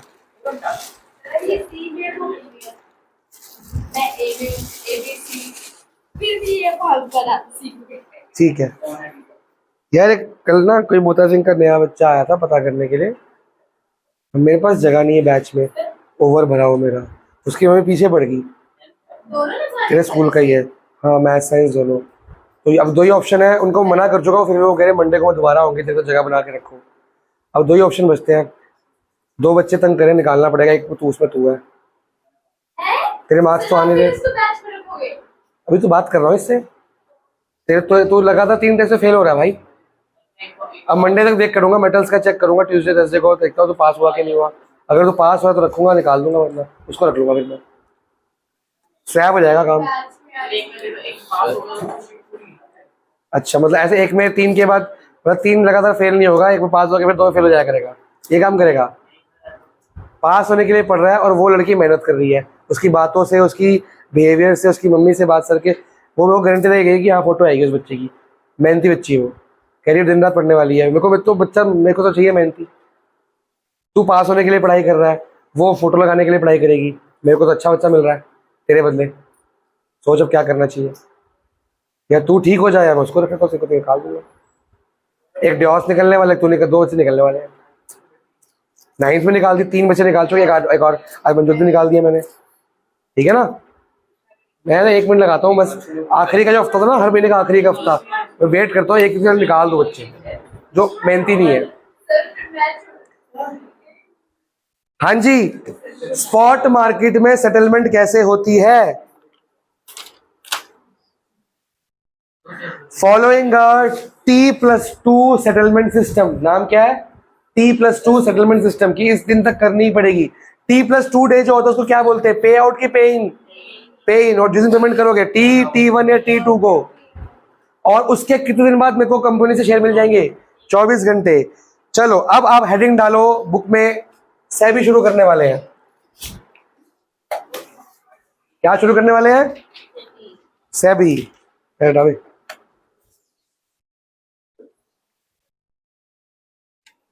सेबी का फुल फॉर्म बताओ। सिक्योरिटी एंड,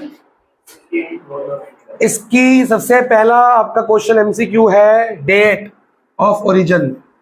कब चालू हुआ था ये?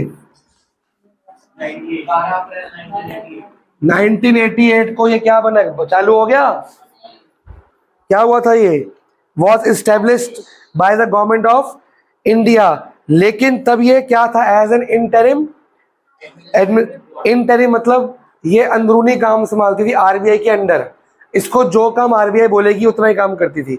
इसके पास ज़्यादा पावर्स वगैरह नहीं थे कि ये जाके स्टॉक ब्रोकर्स वगैरह को तंग कर सके, कंपनीज के अंदर जाके ये वो क्या कहते हैं उसको रेड मार सके, उनके ऊपर चलान कर सके, ऐसा काम।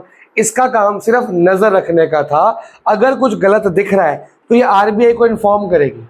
इसका काम सिर्फ ये था, पावर्स नहीं थी। इंटरिम मतलब जो अंदरूनी सब्सिडरी। लेकिन बाद में क्या हुआ? अच्छा और पढ़ो, और पढ़ो, इंटरिम की बात पढ़ो। अरे पढ़ो,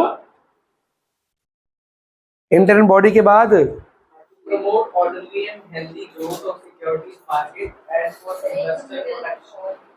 for It was to function under the overall administrative control of the Ministry of Finance of the Government of India. ये फाइनेंस मिनिस्ट्री और आरबीआई के अंडर काम करी थी। एक एक वर्ड मार्क करना है सेबी का। आगे The SEBI was given a statutory status on 30 January 1992. हाँ, इस्टेब्लिश हुआ 12 अप्रैल है 1988 को बना। लेकिन इंटरिम स्टैट्यूटरी बॉडी थी, पावर्स कम थी। लेकिन बाद में ये ऑटोनोमस बॉडी बन गई। क्या डेट क्या है उसकी? 30 स्कैम 1992 के बाद जब स्कैम हुआ था 500 करोड़ का, वो जो रजिस्टर्ड स्कैम 500 था स्कैम रजिस्टर्ड 500 करोड़ हुआ, हजारों करोड़ का था इंडिया में। तो सेबी और आरबीआई घेरे में आ गई। इन्होंने रोका क्यों नहीं? इनको पता कैसे नहीं लगा? सेबी ने बोला मैं तो बताता गया मेरे को पावर्स ही नहीं है। उसके बाद गवर्नमेंट ऑफ इंडिया ने सेबी को पावर दी कि आरबीआई क्या क्या संभालेगा, अपना काम संभाले, देश की मनी सप्लाई संभाले। आरबीआई के फंक्शन में पता क्या क्या होते हैं कि स्टॉक मार्केट में तो बहुत कॉम्प्लेक्स काम होते हैं। तो सेबी को बोल दिया कि आज के बाद स्टॉक मार्केट तू संभालेगा, तेरे को सारी पावर्स मिली, तू रेट डाल, चलान कर, कंपनी बंद करा, उल्टे सीधे काम बंद करा, पुलिस केस करा, जो मर्जी करा, तेरे को स्टॉक मार्केट में गलत काम रोकने हैं और प्रमोट करना है फेयर डीलिंग। लोगों का हित बचाना है और गलत काम रोकना है। सही काम को प्रमोट कर, गलत काम को रोक। तो उसको एक स्कैम के बाद सही काम हो गया। अक्सर बंदा बीमार होने के बाद ही प्रेस करना शुरू करता है सही खाना पीना, पहले कुछ भी खाता पीता है। ठीक है ना? आगे बढ़ो, दे दू, आगे बढ़ो। सर इसमें लेस देन और मोर देन दोनों आ गए। एक सेकंड में, इंपॉर्टेंट टॉपिक चल रहा है, मैं अपने आप आऊंगा बेटा। तब तक आगे कर लेते होते, बैठते नहीं है। आंसर नहीं आया अभी तक? ये आंसर आना चाहिए था, ये कैसे आया? ये आ तो गया। 4 + 2 2 + 4 में क्या फर्क है? ये क्या लिखा है फिर? इसके लिए बैठा हो 5 मिनट तक, पागल है? करते रहा कर। मैं अपने आऊंगा तुम्हारे पास, तुम नहीं आओगे मेरे पास। ये लो भाई साहब, सुंदर सा पेपर। टाइम लिख दे 5:10 अपने नाम के साथ और लिख दे +2। चलो हाँ जी, आगे क्या लिखो और पढ़ो। 1 मिनट, अपने The आऊंगा। ordinance was later replaced by an act of parliament known as the अब ऑर्डिनेंस और एक्ट में क्या फर्क होता है?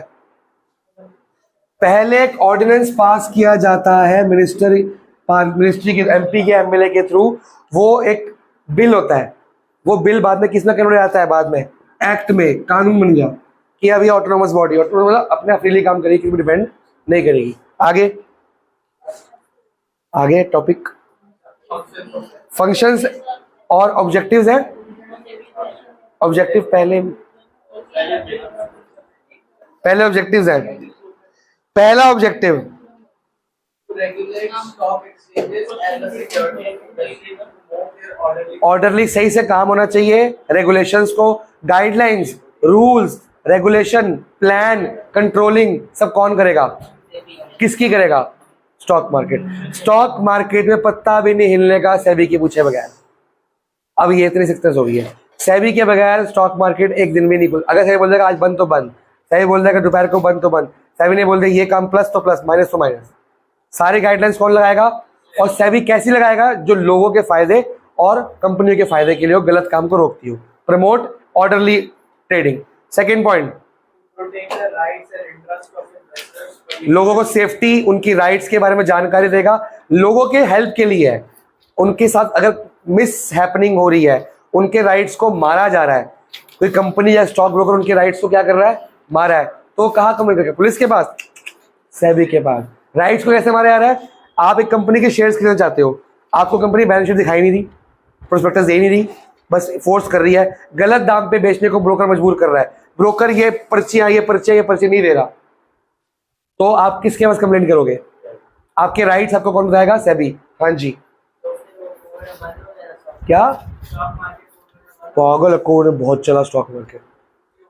ट्रेडिंग तो ऑनलाइन करनी घर बैठ के, काम काम भी चल रहा है, तो कंपनी बंद है, स्टॉक मार्केट खुली होती है। पैसे आ रहे हैं। अरे कई कंपनियों में लगेंगे, काम बंद है तो क्या हो गया? इक्विटी शेयर का डिविडेंड हर महीने देना है, साल के एंड में देना, क्या दिक्कत है?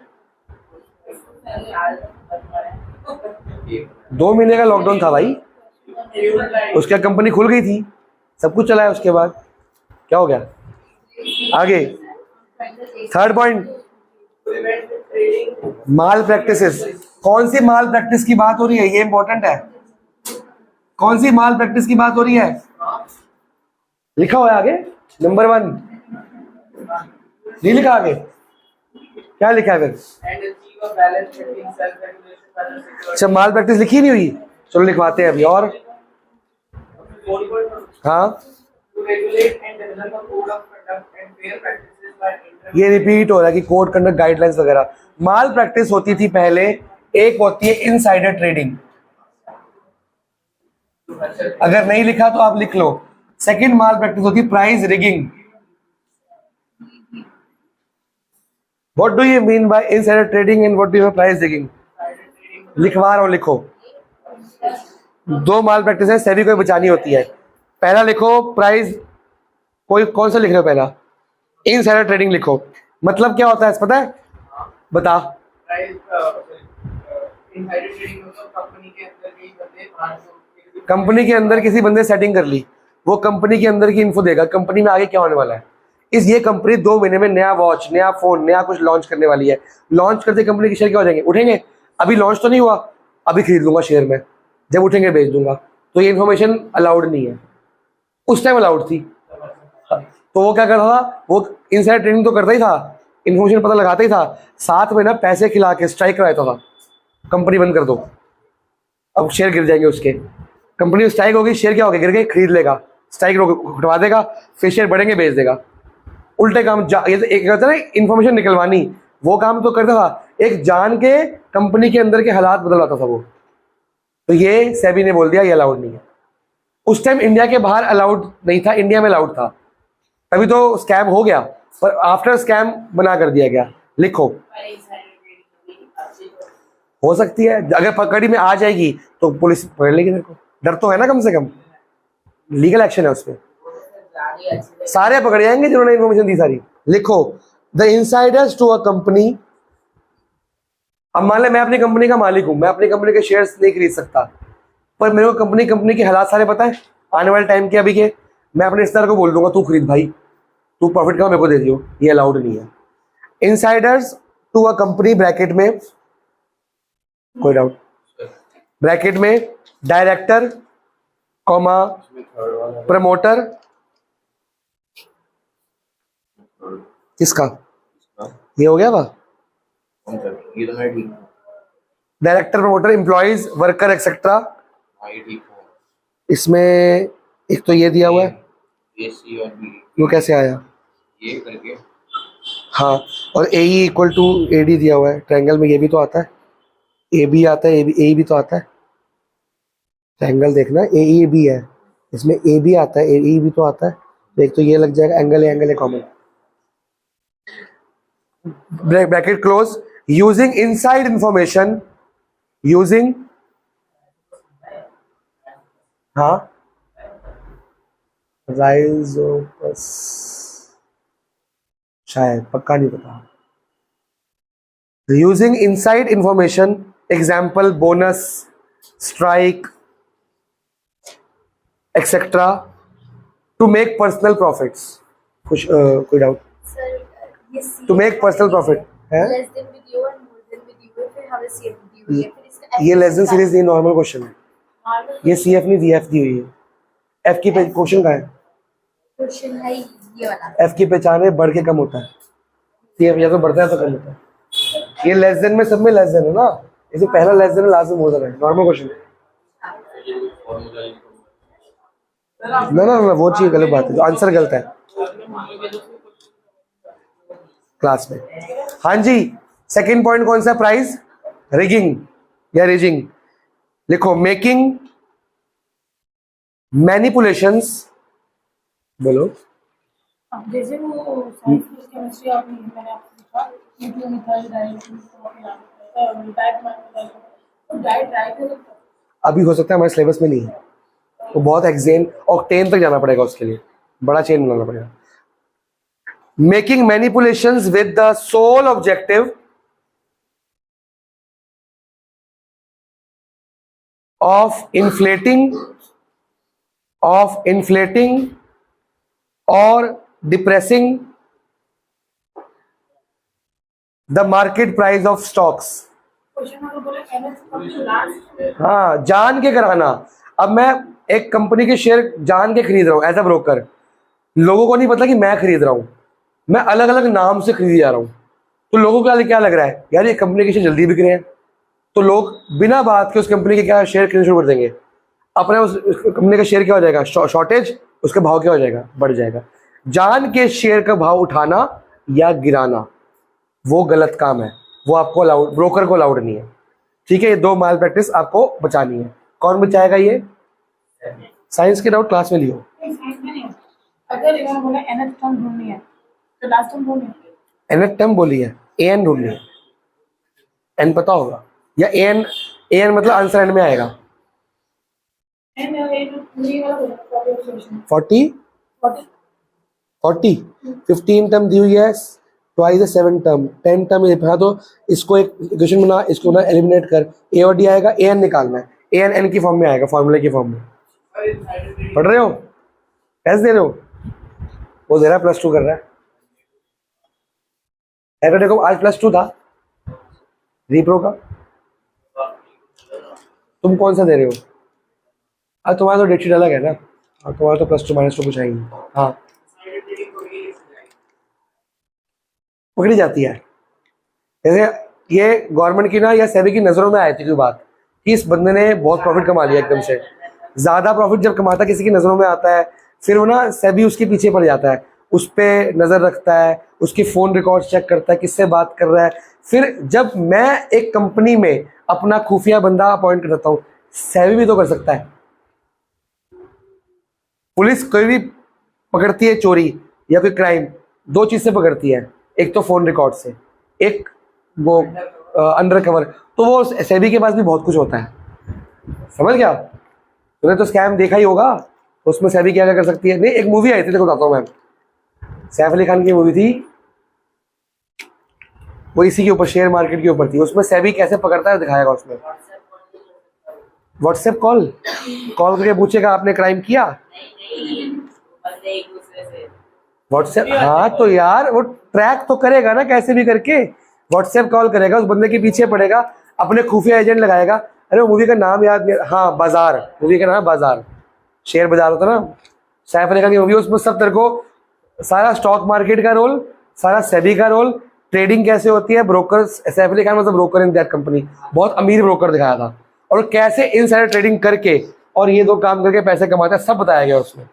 तुम्हारा पूरा बीएससी का बेस पक्का हो जाएगा आफ्टर एग्जाम, देखियो। लेकिन घर जाके बोले कि सर ने कहा होमवर्क में ये करना है। हाँ, व्हाट्सएप की बहुत मुश्किल होती है, पर आजकल हो जाती है ना, अब तो आ गया एन्क्रिप्शन आ गया व्हाट्सएप का, तो इसलिए तो आया है। मतलब व्हाट्सएप इंडिया में, ट्विटर को चेंज करा गया इंडिया में, तो व्हाट्सएप में बैन रहता ना इंडिया में, वो एन्क्रिप्शन आ गया एंड टू एंड। आगे अब हम पढ़ेंगे फंक्शंस ऑफ सेबी। फंक्शंस को किस 3 हेडिंग में बांटा गया कि नहीं बांटा गया? पहला हेडिंग क्या है? बिना आगे पढ़े, प्रोडक्टिव फंक्शन का मतलब क्या बना? Safety, safety security. तो ये हमारे को सेफ्टी कैसे प्रोवाइड करता है, प्रोडक्टिव कैसे बनाता है, हमको भी कंपनीज को भी,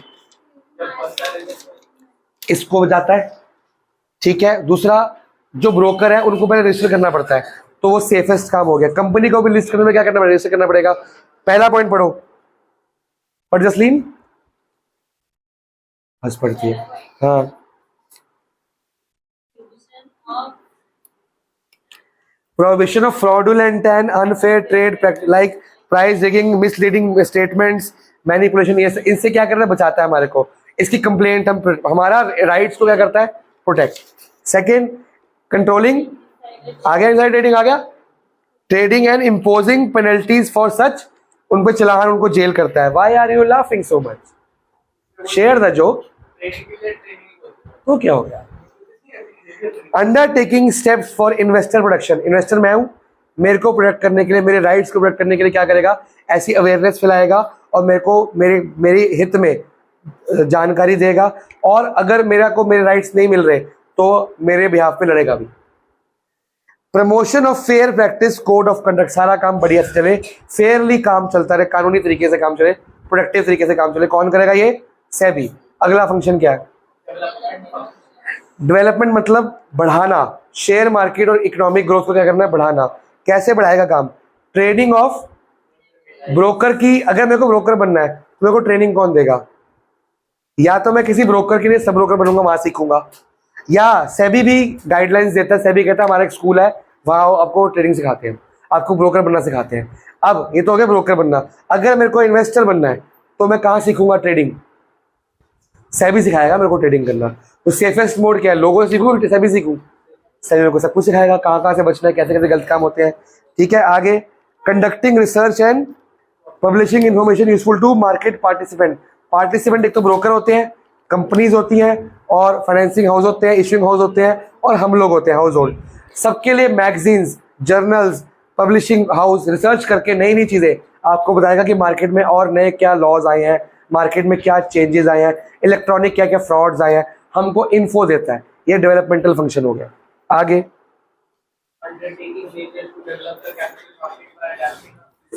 फ्लेक्सिबल अप्रोच, मतलब कि ज़्यादा रिजिड नहीं होता, dynamic approach, time to time अपने आप को क्या करता है, ये बदलता है। अगर इलेक्ट्रॉनिक वायरस आ रहा है, मालवेयर आ रहा है, उसको बदलना कैसे है, नया नया क्या सिस्टम लेके आने हैं, मार्केट में क्या और इम्प्रूवमेंट की मॉडर्नाइजेशन की जरूरत है, तो ये रिजिड नहीं है, अपने आप को इम्प्रूव करता रहेगा। डेवलपमेंट, आपको एक फंक्शन दिया जाएगा, आपको बताना है कि वो डेवलपमेंट में है कि रेगुलेटरी में है कि प्रोटेक्टिव में, समझ गए हो, पॉइंट यही होंगे। लेकिन एक मिनट, क्लास खत्म कर रहा हूँ इनकी। अगला फंक्शन कौन से, regulate, code of conduct guidelines. पहला पॉइंट, ब्रोकर बना तो दिया, ट्रेनिंग देके, रजिस्ट्रेशन कौन करेगा, मेरे को रजिस्ट्रेशन नंबर मिलेगा, बिल्ला नंबर, ये मेरा ब्रोकर नंबर है, ये कौन देगा, सब ब्रोकर को भी देगा। आगे नई नई स्कीम्स को रजिस्टर करके लोगों के लिए लेके आएगा, कौन, कलेक्टिव, मतलब एक कंपनी का शेयर बहुत महंगा है तो म्यूचुअली कलेक्टिव होकर खरीद लो, वो कौन करके देगा मेरे को, सारा काम कौन कर देगा। तो बहुत अलग से काम था, इसलिए आरबीआई समझ नहीं रहा था, आरबीआई कहे मैं खुद का काम करूँ, तुम्हारे काम करूँ, इसको अलग से ऑटोनोमस बोर्ड बना दिया। आगे पोर्टफोलियो एक्सचेंज, पोर्टफोलियो एक्सचेंज क्या होता है, पोर्टफोलियो होता है स्टॉक्स, शेयर्स का पोर्टफोलियो नहीं, सोचो पोर्टफोलियो क्या होता है, शेयर उसमें बड़ा, शार्क टैंक में पड़ा हुआ है, शार्क टैंक में 5-6 शार्क्स आते हैं, उन्होंने बहुत सारी कंपनीज में इन्वेस्ट कर रखा होगा, उन्होंने अपनी कंपनी के अलावा बहुत सारी कंपनी के शेयर्स खरीदे होंगे। वो अगर एक बंदे ने 60-70 कंपनियों के शेयर, उसका नाम क्या था जो Shaadi.com वाला था, अनुपम मित्तल, उसका पोर्टफोलियो 250 कंपनी का है, 250 कंपनी का शेयर्स का मालिक है वो, ये पोर्टफोलियो है। अभी होता क्या है, मैंने एक कंपनी या 2 कंपनी के शेयर्स खरीदे, वो गिरेंगे बढ़ेंगे, मेरे को नुकसान होगा प्रॉफिट होगा, अब मैंने 200-250 कंपनी में इन्वेस्ट कर दिया कुछ कुछ पैसा, तो मैं अलग अलग कंपनी का प्रॉफिट चेक करूंगा कि ओवरऑल चेक करूंगा, ओवरऑल पोर्टफोलियो कहते हैं कि पोर्टफोलियो में कुछ कंपनी ज्यादा कमाएंगी, कुछ घाटा भी देंगी, कुछ कम कमाएंगी, कुछ लॉस, कुछ करके ओवरऑल मेरा प्रॉफिट आ रहा है कि नहीं आ रहा, 250 कंपनी को एक कंपनी मान के चलूंगा, ओवरऑल 250 कंपनी से मेरे को प्रॉफिट मिल रहा है तो मैं फायदे में हूँ, तो मैं पोर्टफोलियो देखता हूँ। तो ये बंदे एक एक कंपनी के शेयर के भाव गिर रहे हैं बढ़ रहे हैं उससे ज्यादा इन्फ्लुएंस नहीं होते, इनका काम है पोर्टफोलियो चलाना, तो वो रजिस्टर कौन करेगा इनके लिए, सेबी। पोर्टफोलियो एक्सचेंजेस, अंडरराइटर कौन होते हैं पता है, अंडरराइटर कौन होते हैं, जो मिनिमम, हाँ वो और हमारे शेयर का रिटर्न काम करते हैं। फिर मर्चेंट बैंकर, जो डीपीज होते हैं, डिपॉजिटरी बैंकर्स वगैरह होते हैं वगैरह वगैरह, इन सब की रजिस्ट्रेशन कौन करके देगा मेरे को, बिना सेबी रजिस्टर्ड इनमें से किसी से मैं डील नहीं कर सकता। आगे what is take over bid, जब एक चलती हुई कंपनी एक बंद होती कंपनी को खरीद टेक ओवर करती है, उसके शेयर खरीदने पड़ेगी ना। एक कंपनी बिक रही है, बैंकरप्सी की दिवालिया हो रही है, और एक चलती हुई कंपनी उस कंपनी को क्या करती है, टेक ओवर कर लेती है। टेक ओवर कैसे कर सकते हो आप? उसके मेजोरिटी शेयर क्या कर लोगे, खरीद लोगे। अब वो शेयर खरीदने में आप हेरा फेरी कर रहे हो, गलत दाम पे दबा के कर रहे हो, कोई ब्लैकमेल करके कर रहे हो, तो ये सब ना हो। ये कौन रेगुलेट करेगा? वो बिड्स क्या होता है? ऑक्शन। एक कंपनी नीलाम हो रही है और तुम सब बोली लगा रहे हो, और जो अच्छी बोल रहेगा वो कंपनी टेक ओवर कर लेगा। तो ये कौन ताम झाम पार्टी कौन देगा तुम्हारे को? सेबी। समझ आ रहा है? आगे Calling for information by undertaking inspection, conducting inquiries and audit. Audit करेगा कंपनियों के स्टॉक एक्सचेंज को, कंपनियों के बैलेंस शीट वगैरह को, कि इन्होंने जान के अपना प्रॉफिट ज़्यादा दिखाने के चक्कर में तो नहीं ऐसे गलत हेरा फेरी। ऑडिट का मतलब समझते हो? चेक करना, क्रॉस चेक करना। साल 2-3 साल बाद ना गवर्नमेंट चेक कर जाती है, ऑडिटर सीए भेजती है, ऑडिटर चेक करते हैं कि कंपनी ने ज़्यादा शेयर का भाव बढ़ाने के लिए, रेपुटेशन अच्छी दिखाने के लिए अपना प्रॉफिट ज़्यादा तो दिखा दिया, तो वो सब ऑडिट करना, चेक करना, गलत काम तो नहीं हो रहा। और Fee or other charges for carrying out the purpose of the act. जब हम रजिस्ट्रेशन करेंगे, कोई काम कराएंगे, तो हमको फ़ी देनी पड़ती है। तो फ़ी लेना, वो फ़ी लेना इसके लिए लीगल है, वो एक्ट का नाम दिया हुआ। यहाँ पे आपका चैप्टर 1 पॉइंट और है, बताओ फिर। For convenient exercise हाँ। of such power under security. Contract regulation act, तो दो एक्ट आ गए तुम्हारे पास। पहले वाला एक्ट ये वाला था, डेट वाला, दूसरा एक्ट ये हो गया। तो अलग अलग एमसीक्यू बन के आ सकता है। सेबी तो वर्ड टू वर्ड रट्टा मार के जाओ, और रट्टा ऐसा हो कि क्वेश्चन टेढ़ा मेढ़ा आके आ जाए, आपको पता हो कि कहाँ से इसका आंसर लिखना है। इसके लिए आपको क्या करना पड़ेगा? इसी के बाद बैक एक्सरसाइज दी हुई है, केस स्टडीज है, शॉर्ट क्वेश्चंस हैं, एसर्शंस हैं, है कि नहीं है? एकदम बात शुरू हो गया ना काम। ये करने से दिमाग खुलेगा। अगर इन क्वेश्चन के आंसर आप बिना देखे सही बता रहे हो, घर पे क्या करना है? क्वेश्चन पढ़ा, आंसर लिख दिया, बुक में नहीं कहीं पे लिख दो, फिर चेक करो 10 क्वेश्चन कि आंसर ठीक है। 10 में से कितने मार्क्स मिले आपको, उतने स्कूल में आएंगे। करते करते इंप्रूवमेंट, बट ऐसी इसको प्रैक्टिस कहते हैं। खाली चैप्टर लर्न करके मत जाना। अगली बार इसके क्वेश्चन पुटअप करूंगा मैं चैप्टर में से। चैप्टर खत्म हो गया? Extra source को नहीं नहीं, डिपार्टमेंट वो डीपी वाले, सीडीएसएल वाले और डीमैट वाले पढ़ने हैं। सुन ले भाई, डीमैट वाले, इलेक्ट्रॉनिक ई ट्रेडिंग वाले और सीडीएसएल वाले, जो 2 अलग से पेज है लेफ्ट राइट, वो पढ़ने।